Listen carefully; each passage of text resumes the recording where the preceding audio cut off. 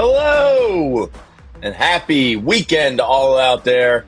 As you can tell by now, probably, I am not John Marks. I am Jamie Lynch, filling in for my buddy John as he gets a little vacay time with the family. And this show, of course, is brought to you by our friends at BetParx, right there off on Street Road in Bensalem. Easy to get to from everywhere. 95, the Turnpike, Route 1. It's all right there. It's the nexus of the universe. Bensalem, Pennsylvania. I think that's what they say about it, Tyler. It is the nexus of the universe. But I hope everybody had a great holiday weekend. It's fun to be filling in for Johnny. I see Peeling Onions and some others already in here. K-Red and Tate Jeffries. What up? Very fun 4th of July weekend. We'll get into all that throughout this show, but we have to start with the most excellent. The weather was excellent. I got out golfing, saw a bunch of family, went to a cousin's wedding. All that stuff was great. The best thing of the weekend, and yes, Vince Pellegrini, we will get to Mr. Edgecombe as he is on the thumbnail, and I would be committing YouTube seppuku by not getting to VJ. We will get to him because he was excellent. But the main story this weekend is the sheer dominance of Mr. Zachary Wheeler. This guy, I was sitting down this morning, over my coffee, making my notes. Let me see the exact words I wrote down here. The exact words I wrote down were, is Zack Wheeler becoming the best Philadelphia athlete I've ever watched? Is he? There's some great ones. There's Chase Utley, Ryan Howard, Jimmy Rollins, there's Roy Halladay, there's Cliff Lee, there's Allen Iverson, Charles Barkley, Brian Dawkins, Brian Westbrook, so many great players, T.O. But when you factor in top of their sport, longevity of a run, because that unfortunately, kind of eliminates a Roy Halladay. Yes, Prime Lindros, K-Red says. A shift or two from Claude Giroux. When you factor in the longevity, it eliminates a Cliff Lee. It eliminates a Roy Halladay. Zack Wheeler, I think, is becoming the best Phillies player I've seen. I don't want to be too hot here because that's not my bag. I'm not a hot take guy. But I'm trying to give this an honest thought of where he ranks. I mean, I said last week, filling in for Anthony, that he's the best Phillies pitcher since Steve Carlton, and I got the backing of the great Jim Salisbury, who did not disagree with me. When you see this stretch that he's on since 2021, he has a 27 WAR, the most amongst any pitcher in baseball. Baseball Justice says this guy's going to get a Cy Young. Postseason results, I don't really hang too much on Zack Wheeler because he's been good. The team has kind of offensively let him down. When you think about it all, Jimmy Chase and Ryan was pretty much like a 6-year window of greatness. Jimmy and Chase a little bit longer. He's right up there with anybody. I mean, I think he can go toe-to-toe with anybody since Carlton and Schmidt. He's that good of a player. And yesterday, you want to talk about excellence? My goodness, Zack Wheeler. I was sitting in the pool playing with the kids, and my cousin brought the TV out to the pool. It was great. Every time we looked up, we're like, oh god, he just got out of another one. Is that his 12th strikeout? So Zack Wheeler yesterday, complete game, his first since 2021. 12 strikeouts. Only the one hit allowed, which unfortunately was a solo home run. He, after the game, and Jim Salisbury wrote an article on it, which you can read on allphly.com, and you should. Zack Wheeler thought if it wasn't his best ever career start, it was probably second. Zack Wheeler is the best pitcher in baseball. Paul Skeens, Tarek Skubal, sure, they're great. And those guys were excellent yesterday too. But when you put on top of it how long and how well Zack Wheeler's been doing this, it's utterly stupid. So here's some numbers on Zack Wheeler as of late.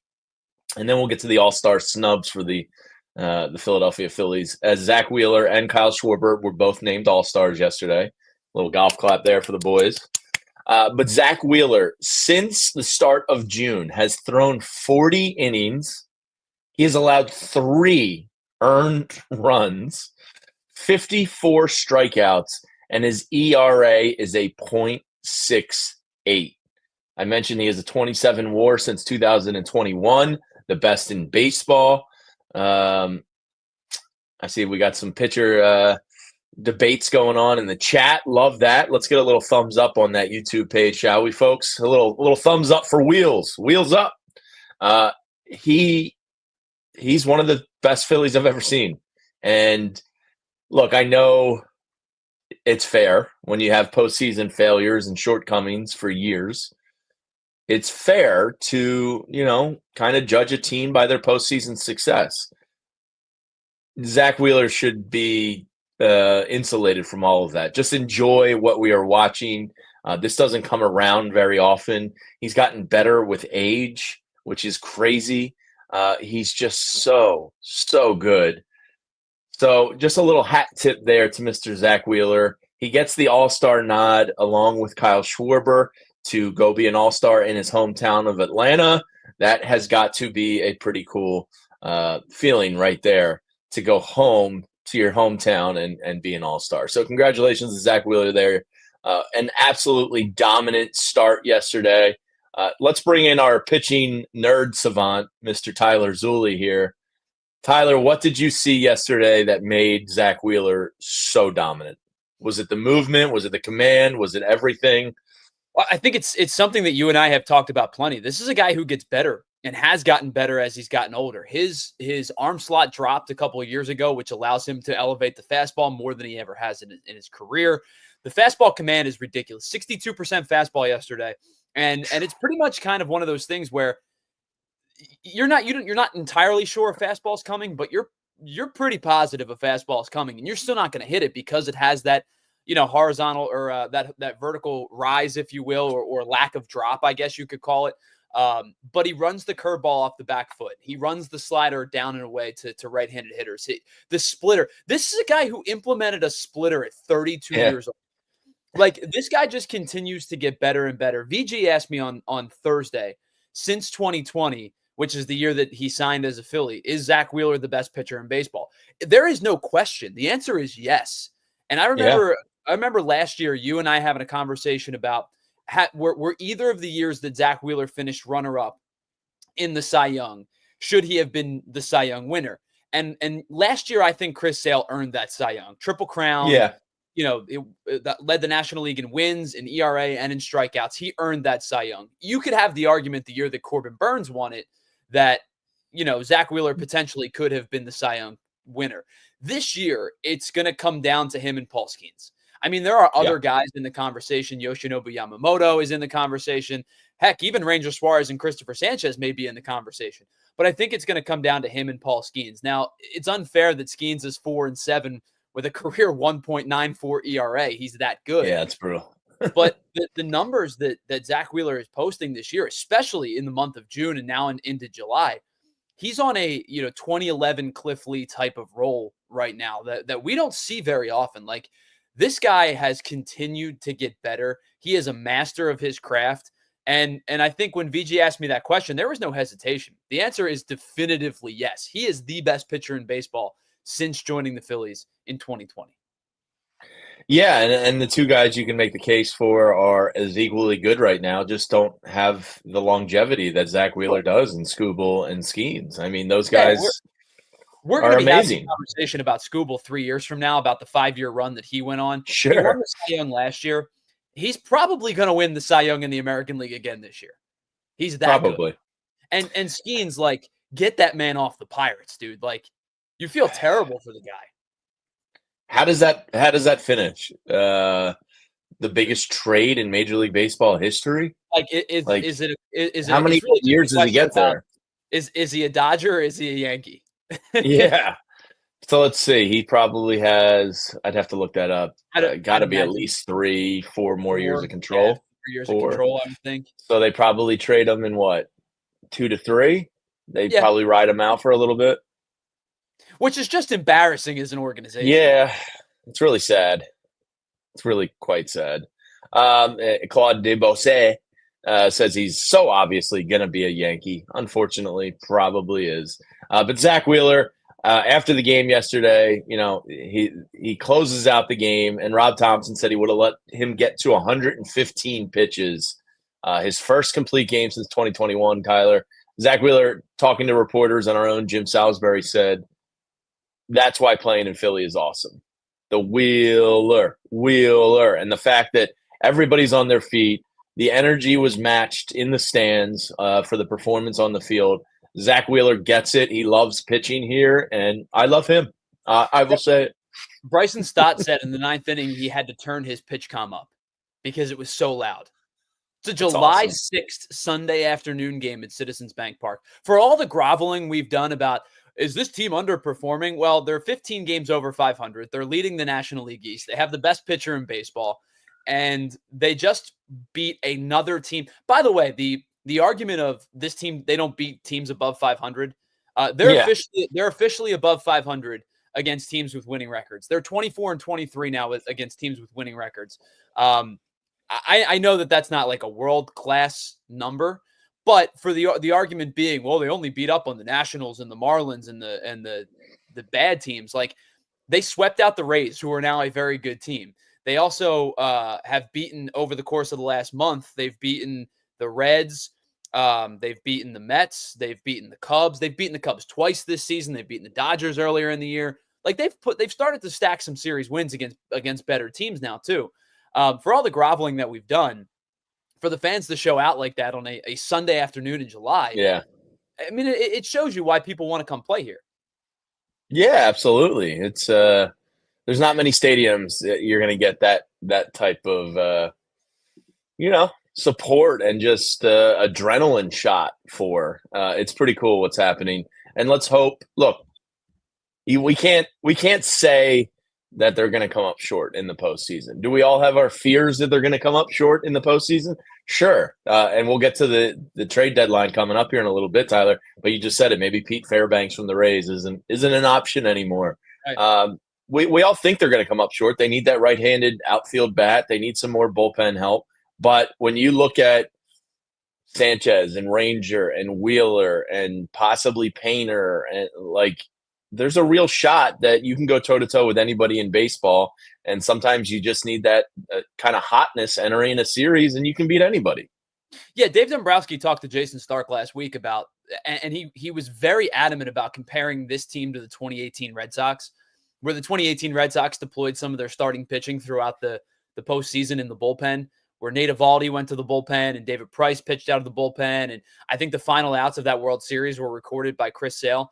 The Phillies are going to get a bullpen arm, but I would not be shocked if a starter, and namely, I think that starter probably being Jesus Luzardo, moves into a bullpen role in the postseason, especially in the wild card round and the divisional round, where you really only need 3 starters. Like, they could conceivably go Wheeler, Ranger, Sanchez, or Wheeler, Sanchez, Ranger, move Luzardo to the bullpen, and that's a power lefty arm that you can use for an inning or so and feel comfortable.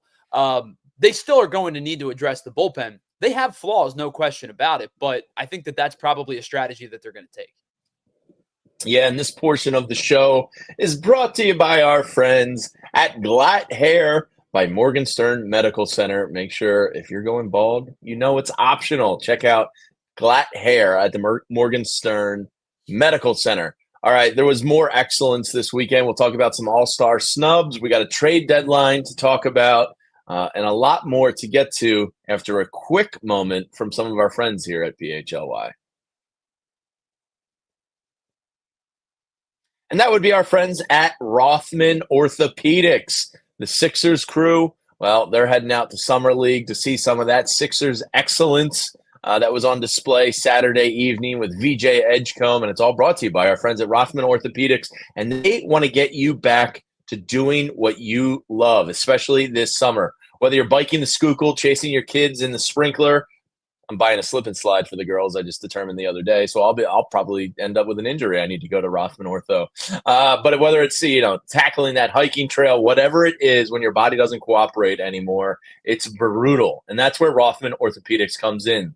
From aches after a pickup game to old lingering injuries that you never took care of, Rothman's teams of expert is here to help. With evidence-based care and a commitment to restoring your mobility, they get you back out there doing what you love stronger than ever. Don't let pain put your summer on pause. Visit rothmanortho.com/PHLY to book your appointment today and get back to doing what you love, pain-free. Rothman Orthopedics, getting you back to your summer game is their mission.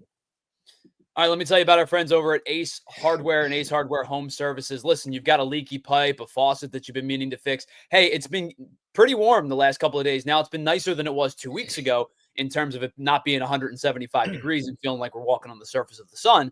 But if your air conditioner's faulty, they can help you fix that too. Because at Ace Hardware Home Service, they are the helpful hardware folks, and they bring that helpful hardware service right to your front door, all the way from Philly to the Jersey Shore. Whether it's plumbing, electrical, heating, cooling, they've got the trusted pros to keep your home humming all year long. They bring experience. They're local plumbers and techs that handle everything from repairs to seasonal maintenance to installation to upgrades. They bring understanding. They bring helpful. They bring it all right to your front door. They'll provide you with free estimates on equipment installation and replacements with trusted advisors and options that are best suited for your home and budget. And they're local. Their teams live and serve in your community and are dedicated to keeping your neighbors comfortable in your home. So visit Ace Hardware Home Services online at acehardwarehomeservices.com to get started on your next project today.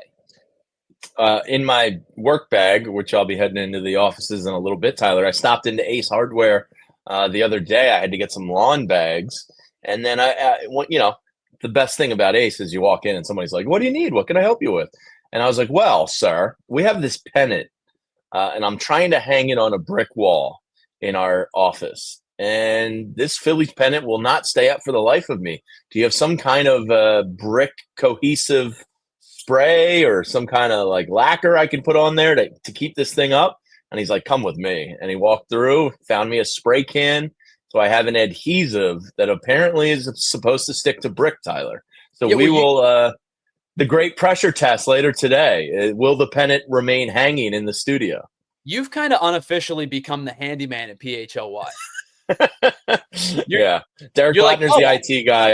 I'm the maintenance guy. Yeah, you showed up. You're like, I have my own drill. We're like, sold. You're the new guy. yeah. I also had a nightmare about a giant rat in our offices the other day, so that was fun. Real life. We do have dreams. We have a super chat from our own Vince Pellegrini we got to get to in 1 second. But before we get to the bullpen / trade deadline / what do you do with Nola / what do you do with Painter / does Ranger go to the pen? Does Luzardo go to the pen? There's so many questions here. Kyle Schwarber makes the All-Star team. Again, simultaneously, Wheeler, Schwarber, two of the best signings in Phillies history. But we got some snubs. And manager Rob Thompson after the game yesterday called him out. And Ranger Suarez, look, if you want to go sample size, maybe you can make the case there that he missed, like 2 months of the year, and maybe he's not as deserving as some others. Fine, I can accept that one. Christopher Sanchez and Trey Turner, those are snubs. Trey Turner in particular, real quick, of all of the players eligible in WAR, Trey Turner currently is 9th in all of baseball with a 3.8 WAR. Everybody else in the top 15, Judge, Big Dumper, Pete Crow Armstrong, Witt Jr., Shohei, Pena, Tucker, Wood, Tatis Jr., Will Smith, Francisco Lindor, Corbin Carroll, Byron Buxton, Ketel Marte, all All-Stars. Trey Turner is at the top of the shortstop position in the National League. I know that's tough for Philadelphians to admit, but he was deserving of an All-Star this year. Massive snub there for Trey. Yeah, I think Trey Turner's been one of the most consistent hitters on this team the entire season, and his defense as of late has been much better. We rightfully so questioned his defense over the last 2 years. Only O'Neal Cruz had more errors at shortstop over the last 2 seasons. Where's O'Neal Cruz playing now for the Pirates? Mostly in the outfield, because they know he's a great athlete and a rocket for an arm, but he's just a little bit of a butcher at short. Trey Turner was in that conversation. He has been much better this year, especially over the last like two and a half months or so. And offensively, hitting near 300. He's been about 300 all season long. He has 32 hit game or multi-hit games this season. He has been kind of the top of the order catalyst that you've needed. And you and I have talked about Kyle. We've done the Kyle Schwarber top of the lineup versus Turner thing for years. No, we've never had that discussion. Trey Turner has cemented himself as the leadoff hitter of this team, not just against lefties anymore. Like, he's the leadoff hitter for good reason against everybody, because this is the guy that you wanted to see Trey Turner be when they signed him. And I think last year, Trey Turner had a really good statistical year. I think he hit like 295 or something along the lines in 2024. He was better statistically than your eyeballs told you that he was. Now, that was due in large part to the early portion of the season where he was like setting the world on fire, and then the injury kind of set him back and he wasn't as good in the second half.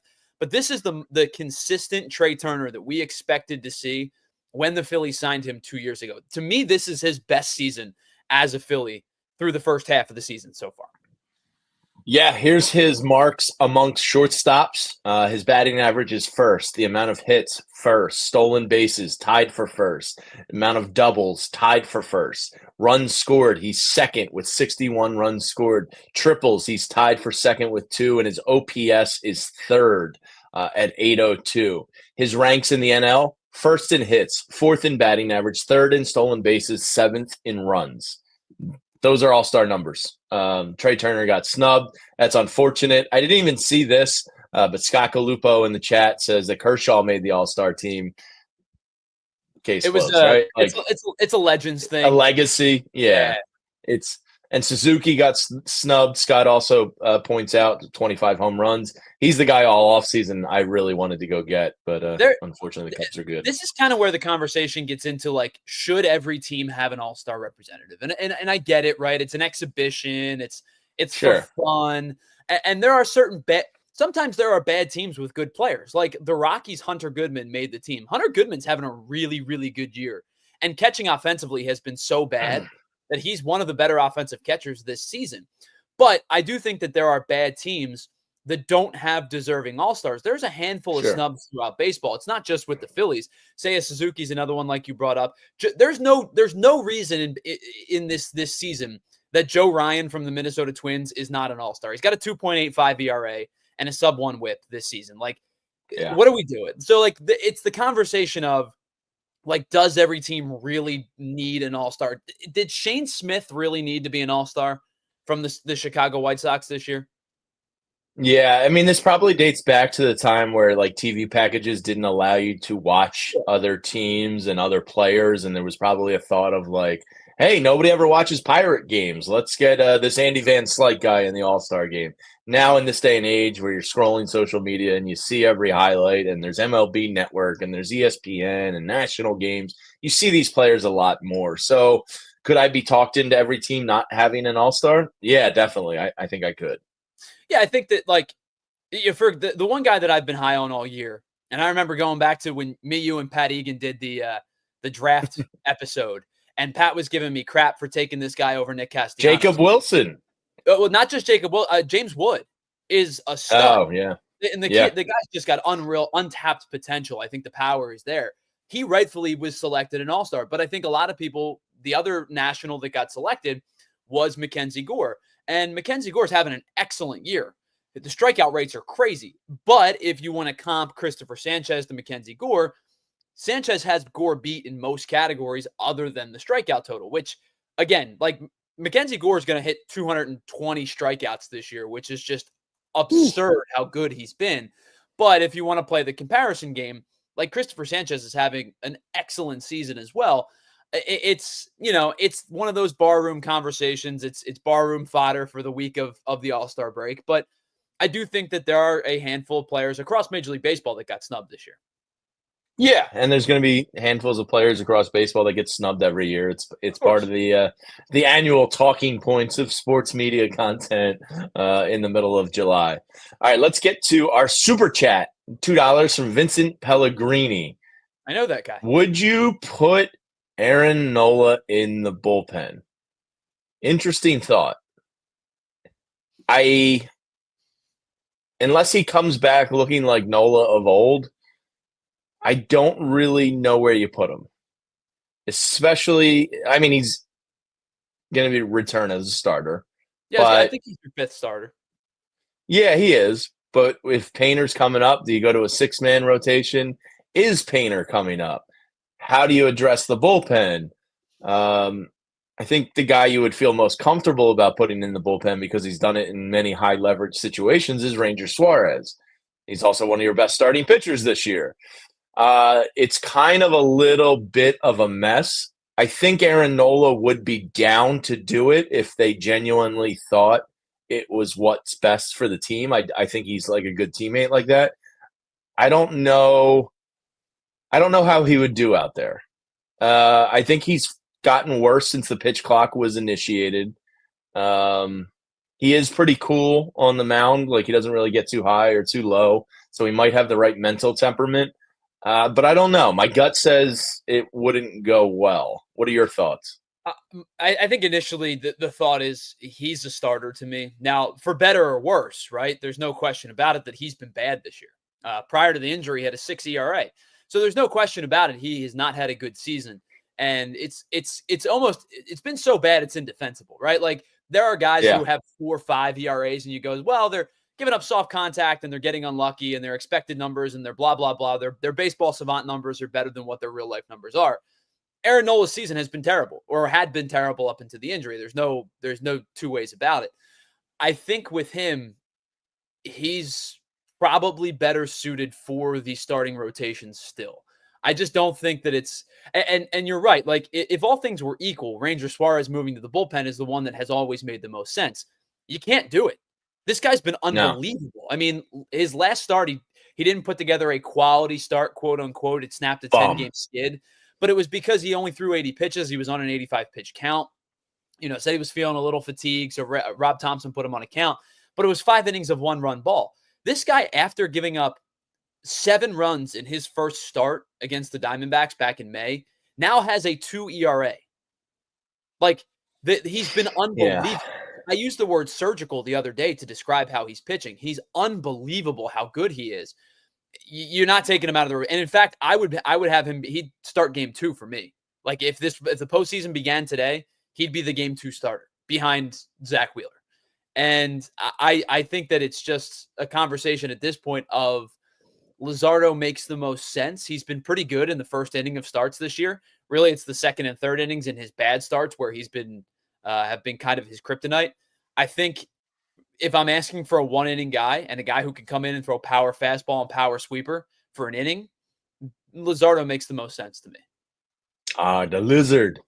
The lizard, because, yeah, that probably does make the most sense.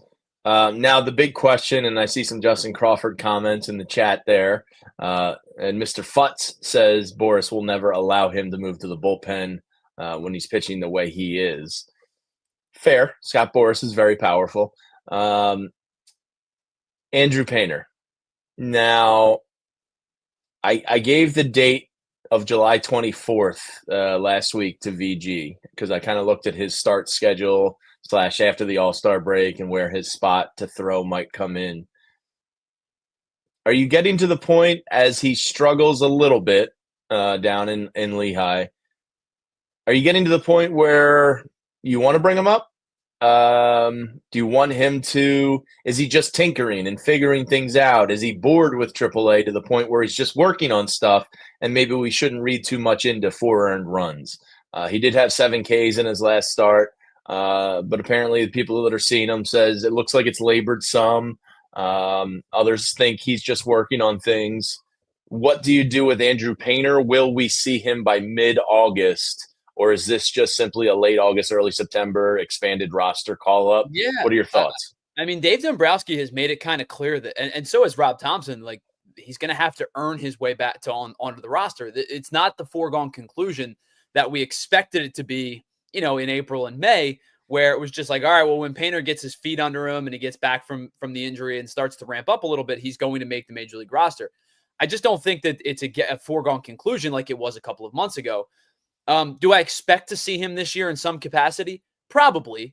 I don't think they're going to have him pitch in AAA the entire year, but I do think that it is a slower process than what many fans are hoping for because, I said this to John the other day, like other prospects, other big time prospects have made their debuts over the last couple of months.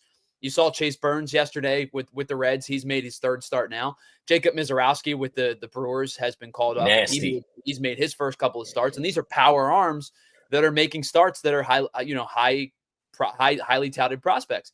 I don't think it's a foregone conclusion with Painter at this current juncture. Now, I will say this. I do believe he's going to make his debut this year.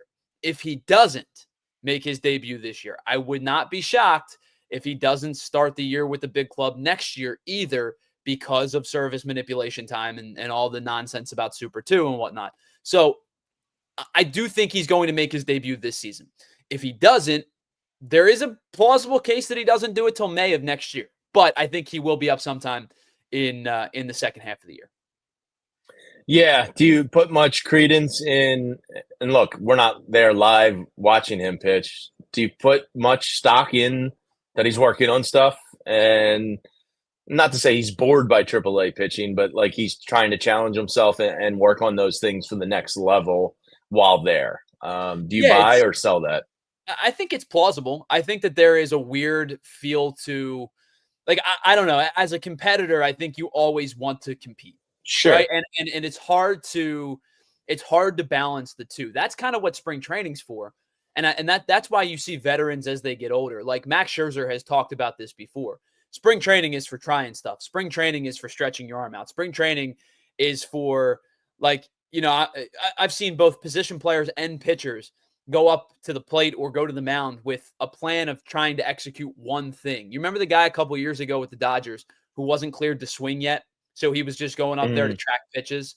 So Zach Greinke started messing with him. He threw him a 90-mile-an-hour fastball and then like a 40-mile-an-hour eephus, just because that's the kind of it's just like that's the kind of guy that he is.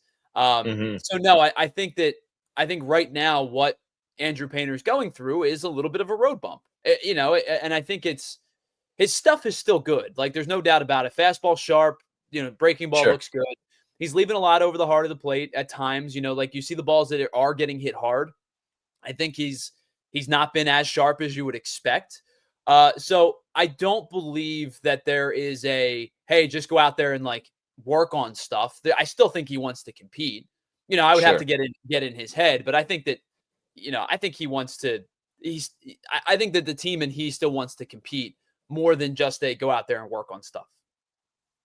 Now, another guy that's gotten some shout out love here in the chat is young Justin Crawford, hitting for average very well down there. I still can't get out of my head sitting down with him in Clearwater last year, Tyler, him saying, yeah, they're not really too concerned with me working on my launch angle. They want me putting the ball in play and kind of using my athleticism and speed here. Do we see Justin Crawford in the next 3 weeks? Do we see him right after the All-Star break? Do we see him at all this year? I think the answer to the first question is no. They've kind of made it pretty clear that unless a big bat gets acquired, it's going to be Marsh, it's going to be Kepler, it's going to be Marsh, it's going to be Kepler, and it's going to be if they make a move, they make a move. But I don't know if you see Justin Crawford at all this year, which is nuts to me because all the guy has done at every level is hit, right? And you brought up the launch angle thing. And every time he elevates, to the next level, it's, well, will that be a base hit? The balls that he puts on the ground, are they going to be base hits in AA? Are they going to be base hits in AAA? Are they going to be base hits in the major leagues? And all the guy does is hit above 300. And I get the concern about, can you be a guy that puts the ball on the ground and legs stuff out in the major league level with the defense that is there? Totally a viable question. But until he proves to you at a certain level that it doesn't work and he needs to make adjustments, he's hit everywhere he's gone. He's an excellent athlete. We watched this kid do a standing backflip, just because, just because he can. Like, he's an excellent athlete. He's going to be a nightmare on the bases. Like, he's going to be a great base runner. His speed, his length, like his strides are enormous. Like, he just gets moving and he doesn't stop. And he's hit everywhere he's gone. And he's a good defender as well. Like, I understand the Phillies are in desperate need of a power bat in the outfield, especially with Kepler being underwhelming and center field not providing you a lot of pop. That's a nice way to put it. Underwhelming is probably Yeah. the nice way of saying things. Yeah. But I think this kid has done nothing but hit everywhere he goes. I am a little bit surprised that they're not interested. But I said this to John before. If he's called up at any point, he has to play. Like, this is not a platoon kid or a platoon piece or a bench piece. Like, Yeah. if he's playing, he's playing. Now, it was either you or VG, and Futz just threw this into the chat. I think this is accurate because I think VG might have brought this up to me last week. Of the batting average of balls put into play, Brandon Marsh has the highest of all time. Is this correct? I never looked it up. He's second all time, or at least he was last year. Is it like second. Roger Hornsby or something? It's Ty Cobb, yeah. And Brandon Marsh. Yeah. That's insane. Well, so that's kind of something that I touched on a little bit a couple weeks ago with him is we know what Brandon Marsh does well, and we know what Brandon Marsh doesn't do well. The big thing he doesn't do well is he swings and misses a lot. Like, his whiff rates are through the roof, and his K rates last year were through the roof. They're better this year, and it's why he's, especially since coming back from the injury, he's been much better. When he puts the ball in play, which is easier said than done, he's a pretty good hitter. He just swings and misses way too much, especially against left-handed pitching, which is why he doesn't play against left-handed pitching. But his K rates have come down, his whiff rates have come down, and it's why since that 0 for 29 in April and hitting the IL after that, he's been a much different player. He's much closer to the head of the platoon, or I shouldn't say much closer. He is the head of the platoon, as opposed to being a part of the platoon. Yeah, pretty wild stat there. Brandon Marsh and Ty Cobb. How often do you get to say something like that? All right, let's take a quick pause and tell you about some more of our friends here at PHLY.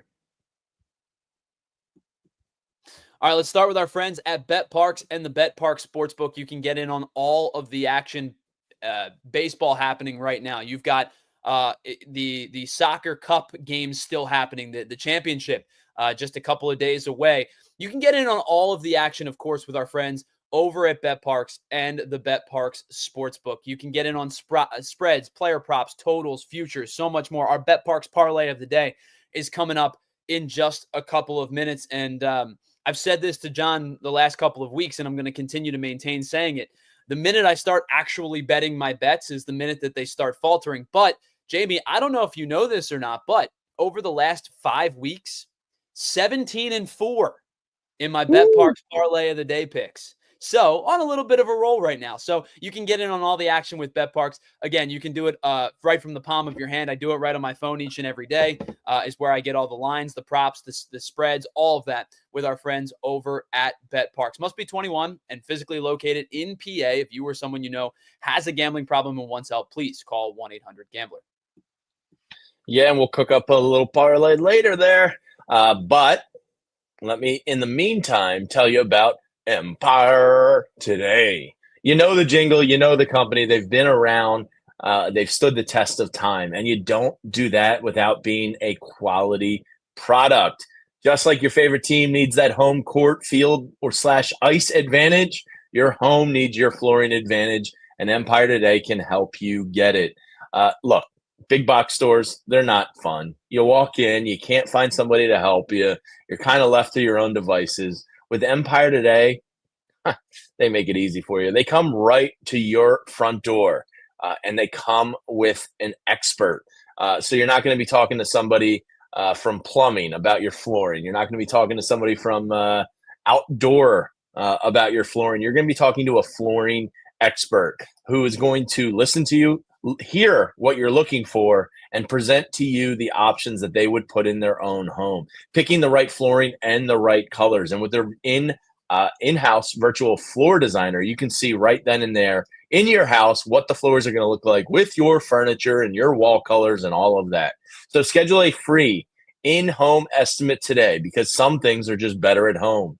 PHLY listeners can get a $350 discount when using promo code PHLY. Yep, you heard that right. A $350 discount with code PHLY. Restrictions apply. Visit Empire Today /PHLY for full details. All right, this is the John Marks Show without John Marks, I am Jamie Lynch filling in. We got Tyler Zulli in the house. A lot of great commenters here hanging with us this morning. Thanks to everybody. If you haven't hit that thumbs up button, please do so right now. And if you haven't subscribed to the channel, also please do that because we got a lot of good things. Tyler, this wasn't really on my sheet, but NFL training camp is about 2 weeks away. Don't wish summer away on me, Jamie. I'm not. Don't do it. All of a sudden, it's like I was like, "Whoa, it's July 4th," and then I was like looking at my dry erase board in my office, and I was like, "Oh my god, training camp starts on the 22nd." Well, like, that's because we're flying. We moved to the Pacific Northwest, and it rained for 75 straight days, and then it was 110 for 5 straight days, and now we're finally kind of balancing out, and it's been some decent summer weather. And you look up and you go, "Oh yeah, it's 4th of July. It's over already." Yeah. And you know, Anthony, when he gets back, he's going to be chomping at the bit, closer and closer. Yeah, and Anthony's show today should be a fun one. It's right after us at 9:00. Mr. Bill Matt's hosting this week, and Zach Berman sitting co-pilot with him today. That should be a good time. I'll be in tomorrow with Bill, so it'll be us two idiots on Tuesday morning having a good time. Yeah, I mean, you guys, you and Bill together are a perfect combination. Because you have similar humor styles, you have similar approaches to doing the show. You both take your job seriously, but you don't take yourselves too seriously. Like, it should be a lot of fun. Yeah, I'm looking forward to it. It should be a good time. So I'm doing this show tomorrow. I'm getting off at 9:00 so I can watch you guys. I'm looking forward to seeing Zach spread his wings and fly a little bit outside the football world. But yeah, football's coming up quick. By the way, I know you've known Zach for a while, both personally and professionally. I just found this out recently. Zach is a absolute baseball sicko. Oh yeah, real sick. It's incredible. He and I were talking about prospects the other day, and I'm like, Zach, you're about to lap me. Like, I know prospects, but like you're on a different level. He's in a hardcore fantasy baseball league that is prospect driven. So he's up on his homework there with prospects. Oh, for sure. Yeah. Okay, a couple other Phillies notes. Did I have any other Phillies notes here? I don't want to forget anything I wrote down. Okay, all-star snubs, Trey Turner, Andrew Painter. Got to it. All right, nailed it. Yes, let's put together our parlay of the day here. We have a late start tonight, Tyler. A 9:45 p.m. Phillies start. Old Sanchi, as they call him, is on the mound for the Fightins tonight. The Phils right now on the money line are minus 141. On the run line, they're plus 132. Over under on this game is at 7. Now you got the hot hand here in the parlay game. Yep, I'm gonna follow your lead a little bit. This is a tough one. You know, you get the day game getaway Sunday out to the West Coast.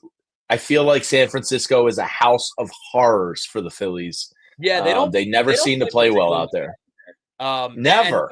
West Coast trips are hard in and of itself. Now, the good thing is with this West Coast trip, they're playing the Padres again, who, A, the Padres are scuffling, and B, the Philly, we always talk about certain teams own certain teams. Like the Astros own the Phillies. There's no question about it. The Eagles own the Packers. Correct. Right. The Phillies seem to own San Diego, both here and in San Diego over the last 3 or 4 years. So you feel pretty good about that one. Going to San Francisco, it's not, I don't think, is it still Oracle? I don't know. These names rights change all the time. But they don't play well at Oracle Park for whatever reason. So I'm going to stay away from that. Still Oracle. I am going to go to the Tigers and the Rays game today. Ooh. Shane Baz is on the mound for the Rays today, and he has been much, much better over his last probably 3 or 4 starts. They're giving me 4.5 at BetParx. Here are his last 6 starts: 5, 5, 6, 6, 9, and 11. And the Tigers strike out about a little more than league average. They strike out about 8.5 times per game. I am going to take Shane Baz over 4.5 strikeouts today. BetParx has given me that at minus 190. I could do it up to 5.5 at plus 114, but I'm just not going to take the risk of the extra strikeout. I'm going to take him over 4.5 at minus 190. I like it. I will do the unpopular thing and take the San Francisco Giants tonight on the money line there, plus 120. Give me Sanchez. Let's take a look at his strikeouts here. No strikeouts. Yeah, probably, but it's not listed yet. So give me the Giants. I hate to say that with Christopher Sanchez on the mound. Give me a Sanchez over, and I will take I'll take the over on the game of 7 as well. So there's our parlay of the day, brought to you by BetParx.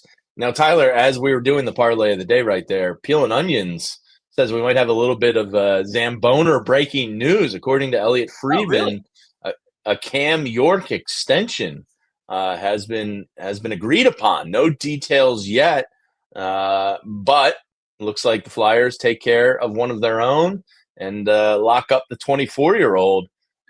He did not file for arbitration, so I guess the Flyers and him were able to come to an agreement. Here you go. He just Elliot Friedman just followed up 5 by 5.15.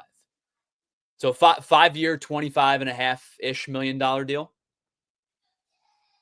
I'm not as up on contracts as I am in other sports with the NHL, but that seems about right. Well, I think so. The Maybe. Flyers, the Flyers timeline has always been next year in terms of having a ton of money. So 5 this year isn't going to crush them, and then next year it's going to be even more kind of pliable. So obviously, points are a difficult determiner for a defenseman. So 2 years ago, 30 points over 82 games. This past year, just 17 and 66. But his average ice time has been over 20 minutes a game each of the last 2 years. And the year prior, he was at 19 minutes and 40 seconds. So he's just about at 20 minutes of average ice time per game. Cam York's a valuable member of this team. And I think they lock him up, 5 years for a guy who's still a young player. He'll be under 30 by the time that's over. Yeah. Right. 5 and 5 is not terrible. No, the chat seems to love it. Let's see. Let's start here. That's a good deal, says K-Red. Oh, bleep. That's actually not bad, says Jesse Bondi. Real quick, let me double check. He's got 5 by 5. I want to make sure this is 5 by 5 per year, correct? Not 5 I would by assume. 5 total. No. Is it? No, that couldn't. He's not making $1 million a year on an extension. It's got to be 5 by 5 per year. I would think so. Vincent Pellegrini says, great deal. Jesse Bond says, attaboy, Danny. K-Red said that's actually a lower number than most fans were expecting by about $1 million per on average annual. For defense at $5 million is crazy. Oh, yeah, for sure, 5 per. Claude Debose. Yeah. Says keep investing in quality young players. Flyers and kind of now the Sixers have the right idea. So Flyers fans in the chat seem happy about that one. Danny Briere, I think off to the court of public opinion, a pretty strong start to his GM tenure here for the Flyers. So congrats. And, the thing with Cam York and fair or unfair is that fans will always, and they don't even play the same position, but will always look at the Cam York versus the Cole Caulfield comparisons, right? Caulfield goes the next pick. Montreal ended up going to a cup a couple years ago, which was kind of a fluke because, it just happened. But they're always going to compare him to Cole Caulfield. And fair or unfair, even though they played 2 entirely different positions. But locking up Cam York for 5 years, I think really helps solidify the fan base's viewpoint on Cam York. Now, if the contract doesn't play itself out, then of course it might sour. Yeah. But I think that the Flyers and the Flyers front office like this kid. I think most Flyers fans like this kid, and the comparisons, fair or unfair, will always be there. Yeah. By the way, Shabanov, the Russian. What the hell, man? Going to Long Island? Has he ever been to Long Island? It's terrible up there. What are you doing? Come on, man. I can't say I've ever been there. I'm not even going to pretend like I have. Traffic is terrible. And then the people. Long Island. It's terrible. Somebody should have gotten in that kid's ear. The Villanova, New York fans? Yeah. But yeah, it's definitely going to be a more interesting Flyer season next year than it has been in the past. And for that, we're all thankful. Yeah, I think they're on the upswing, right? This year's probably still a building block year. Like, if you ask me right now, do I think they make the playoffs? I would say no. But they're probably close. This year is the turning point to me. Because, again, next year they're going to have a ton of money. And, I think Kevin Hayes is The money that they Yeah. redeemed on the Kevin Hayes trades is gone. The Scott Lawton money is gone. They're starting to have a lot of cap flexibility next year. I think next year is where they make the big swing, and that's where you'll see them take a pretty sizable jump. Well, I'd be lying, Tyler, if I didn't say I got a little irrational watching VJ Edgecombe highlights. Talk about a team hopefully also going in the right direction. Saturday night, the Sixers Summer League team out in Utah makes their debut. And now VJ Edgecombe is not going to be getting up 27 shots in the NBA next season on many nights without a lot of injuries happening. But Tyler, I think one thing I look for in a baseball prospect when he comes up and he's making his first at-bats, whether I'm watching a summer league game or a preseason game in the NFL, whatever it is, you just kind of the thing I look for is, do they look comfortable? Do they look like they belong? If that foundation is there and they look comfortable and they look like they belong and they're not drowning underwater, it's a great start. And what you saw from VJ Edgecombe last night, there's a great piece up on allphly.com. Derek Bodner gave his 5 observations from the Summer League debut. Number one is VJ Edgecombe. And I sprinted right to what Derek saw because I didn't watch the game. I watched the highlights. I read the box score. And the highlights, boy, oh boy, did he look like he belonged. And the thing I liked about it, because our own Chris on our social media team put together like his full bucket highlight package. It's awesome.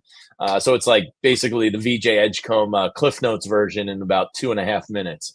But the thing I noticed first, without watching every possession on defense, was he scored around the rim. He scored getting rebounds. He scored on mid-range pull-up jumpers. He scored. He had a deep ball. He had the full court athleticism dunks above the rim type of plays. He kind of scored at every level. And as Derek points out in his piece, he basically scored on mid-range pull-ups at Baylor like once every 3 games. And he shot 5 for 10 on Saturday night in that mid-range game. Hard not to be pretty excited by VJ Edgecombe's debut there for the Sixers. You used a word, a C word as an adjective, and you said comfortable, right? I think it's 3 C's. I think it's comfortable, confident, and competent. And he looked the part. He looked all 3 of those things. Confidence is huge. You have to be I need you, like, as the number 3 overall pick in a summer league game. Now take it for what it is. And I'm not even going to sit here and tell you that it means anything. Because like you said, he's not going to get that many shots in a regular season game with Joel Embiid on the floor, Tyrese Maxey on the floor, Paul George on the floor, Jared McCain on the floor. Like, whoever he's paired with is going to eat into a lot of those stats. But I think the confidence was there. He walked on the floor and looked like the most confident player on the floor. There was another top 5 or top what did Ace Bailey? Ace, you won 6. There's another top 6 pick, in the draft, and VJ Edgecombe looked like the more confident player of the two. Again, 27 shots is a ridiculous amount of shots, but I think that it's kind of like what we just talked about with spring training. There's certain things you want to see. There's certain things you want to test the waters on. And the Sixers test the water was, what can this do? What can this kid do with a full complement of shots? And he didn't disappoint in the first game. No, he didn't at all. He looked very cool out there with his hesitation and pump fakes. His athleticism jumped off the screen. He just looked like he was moving at a different speed than a lot of people. His ball handling is something that Derek points out. Like, if you're going to get frustrated on Sixers Summer League, it's probably the lack of ball handling on the team. And while VJ, took some strides there a little bit for one game, it's probably the thing he needs to work on. But just was really exciting. He played with a comfortability that was pretty exciting. Looking forward to watching the Sixers Summer League team a little bit more than I thought I was going to, which is going to be fun. Well, and I will say this. I think the one thing I'm extremely confident in heading into 2025, assuming health, of course, I have no worries that this backcourt's going to be able to score. Because, like, let's call for what it is. Like, Quentin Grimes is going to be back. I don't think that that's not going to happen. Quentin Grimes is going to be back. Tyrese Maxey can fill it up when you need him to. Jarrett McCain looked really good in spurts last year before the injury. And Edgecombe looks like he's going to be a really nice complement to that. Do they need size still? 100%. I just don't think their front court is necessarily complete. And the unfortunate part is it kind of is what it is. But I do think that the one thing that I feel confident heading into 2025 is, even though it's a relatively young backcourt, I expect them to be comfortable scoring. Defense, we'll see what happens. We'll see what the pairings are defensively to keep opposing backcourts in check. But I do think that this backcourt has the ability to score. A couple of other things Derek pointed out in his piece. Adembona looked stronger. He looked bigger. He was playing through contact. Sometimes those second-year players, and we'll get to Justin Edwards in 1 second, benefit greatly in Summer League because they know the NBA life. And it looks like Adembona got bigger, got stronger. So hopefully that's an important step in his development, because there was a really nice pick and roll, kind of split the screen pass from Edgecombe to Bona, and he threw it down. He looked massive. So that was pretty cool to see.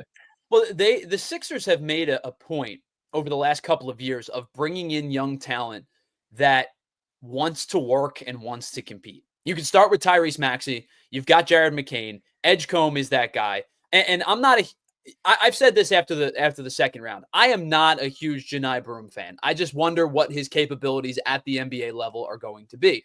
But I don't question his work ethic, and I don't question his want and desire to be on the floor. Sure. Adembona is another one. Justin Edwards, there's talk around circles in the NBA. Like, Justin Edwards can fill it up if you give him an opportunity to. And we saw it in spurts a little bit last year, and I think he's going to continue to improve. Like, there's a young group here that has the opportunity to grow together and potentially be a really nice, future grouping. And I'm not going to say they're all going to sit here and be all-stars, but a nice rotation for this team heading into the future. Yeah, I mean, it was not that long ago where, like, can Tyrese Maxey please just get some other young guard to play with? Right. Now, all of a sudden, you have 4 young guards. You have a couple big guys you feel okay about. It's just all going to come down to Joel Embiid, and who the hell knows? Well, and that's something that John and I have talked about over the last couple of weeks. What is if Joel Embiid plays, what's the number? 50? I mean, I was going to say between 50 and 55. If he can play that, I would consider it a win at this point. If he plays 50 and the Sixers go into the postseason healthy, they are a postseason team. Yeah. After that, I'm not making any promises. Like, I don't expect them to be a 3 seed, but like they get healthy, because last year they lost a lot of man time to injury. If they get healthy this year and Embiid plays like 50-ish games and they go into the postseason healthy, which is a huge ask, obviously, there's no way to me they're not a postseason team. After that, let the chips fall where they may, but I don't think they're going to be nearly as bad as they were last year. Yeah, I mean, the East is wide open with Boston dismantling and losing Tatum and Halliburton down in Indiana. There is a reality where the Sixers are, an upper echelon team next year, but it all comes down to Joel Embiid. All right, as we get out of here, Tyler, to send it over to, Bill Matz and John Marks. Bill Matz and Zach Berman. The ESPN Top 100 NFL list is coming out. Off the top of your head, with no research done, quick math, how many birds make the top 100? Top 100, I would say Jalen Hurts, Saquon Barkley, A.J. Brown, Lane Johnson. I could see Jordan Mailata making it, but I'll hold off on him for just a second. Defense, Zach Bond. I'm going to say 7. I think you can go higher. I mean, Jalen Carter, Quinyon Mitchell Carter. might make it. Jalen Carter for sure. That's a bad miss by me. You can make a case that Dickerson makes it. You could have up to 10, which is wild. So who do you think are the locks, right? Like AJ, Saquon, Lane, Jalen Carter, right? I would think he's up there. Yeah. Jalen Carter is a lock, right? Is Zach Bond a lock? If it finished as one of the finalists. I mean, he was a Defensive Player of the Year finalist. The Eagles basically have 10% of the league's best players. Basically have 10% of the league's best players. I don't think that's crazy. outside of the. Maybe I was lowballing a little bit. I don't think that's outside of the realm of possibility. Yeah, Jesse said Smitty could. I mean, you could have 10, maybe even 11 Eagles. John and I were talking about the over-unders and the lines and stuff last week. The Eagles are plus 300 to win the NFC this year. The next closest team is the Detroit Lions. They're plus 420 or 450, I think they are. And then after that, it goes up to like plus 900. Wow. Vegas believes the Eagles are going back to the Super Bowl. At least having a really good chance, right? And I can't fault them for thinking that way. They're loaded again. Loaded. A lot of fun. We're headed to overtime. We're also getting out of here. Should I send it to overtime real quick just so I can wrap up? Yeah. Overtime. But yeah, it's just crazy to think about that you could have 10 or 11 Eagles on a top 100 list. So it's going to be a lot of fun. Fun filling in today for Johnny Marks. Tyler, you're manning the ship tomorrow, yes. I believe. Yes, and I will be back on Wednesday. I'm co-hosting with Bill Matz tomorrow morning. So we got some musical chairs, some shuffling, a lot of fun. Thanks to Tyler for producing today's show. Trey Turner gets snubbed. VJ Edgecombe is exciting. Zack Wheeler can throw baseballs quite well. A lot to get to. Thanks to everybody for hanging out with us. Go check out the Anthony Gargano show coming up now with Bill Matz and Zach Berman. That's it for me today, and I will see you again here on the Philly with John Marks on Wednesday morning. Have a great Monday, everyone. We'll see you soon. We all silly like the mayor.